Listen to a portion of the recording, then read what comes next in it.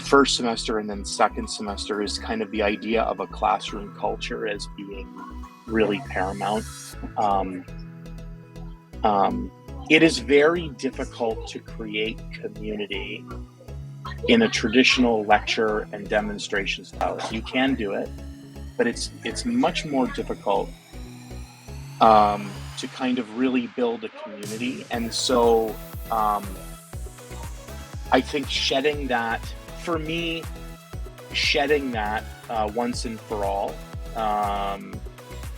has been something that has been a real lesson that I've learned. But really consistently having students thinking and talking to each other and being up out of their seat, like that kind of consistency really helps to build the community building non-curricular first 10 days.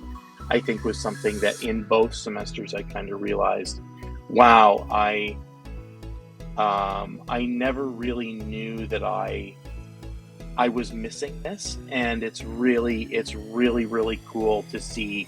Like after those first 10 days, it's like, okay, now we're ready to jump in and to actually start layering in some curriculum. So piggybacking off of that, your culture creates a safe space where students are able to take risks and feel safe to kind of venture and share their ideas.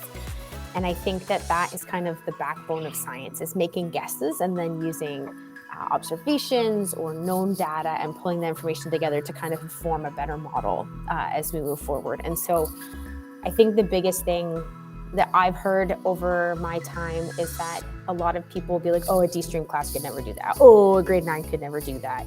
And I think that the grade 9 and the grade 9 D-Stream program kids can really surprise you. And so they're capable of way more. So anything at them and they would at least try it. Like they would attempt and get going and try it. And then from there, I'd be able to learn and know where our class is. And so I think that the students are really good at trying new things when you take the time to build that culture. There's so many valuable voices and knowledge and background information. We're hungry for growth, and they're really hungry to learn. And it's all about kind of setting a bar and asking them to start jumping and allowing them to have the safety nets in place so that they know that you'll catch them if they fall. And I think that that's a really important thing, is that they will jump for you if you want them to and you set them up for success.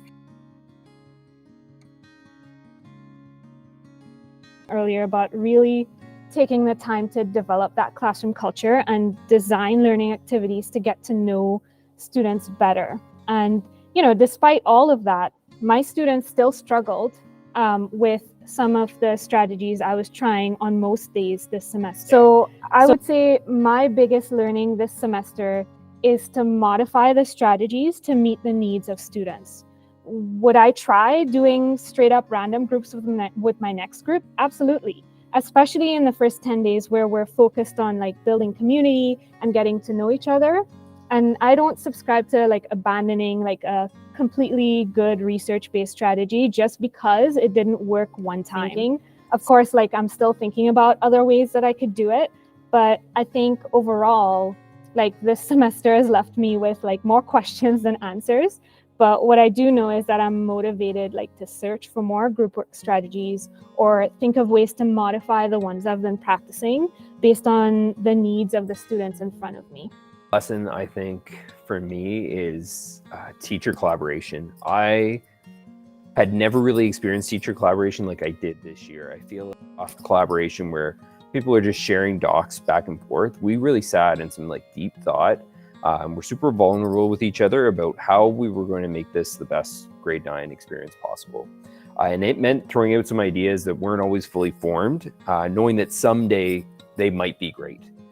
And I think more importantly was sort of the debriefing that happened afterwards. Once you have sort of a shared vision for an exercise for students or an activity that you want to do in your classrooms, debriefing just falls in naturally, and you begin to discuss what worked, what didn't, what do we want to make better.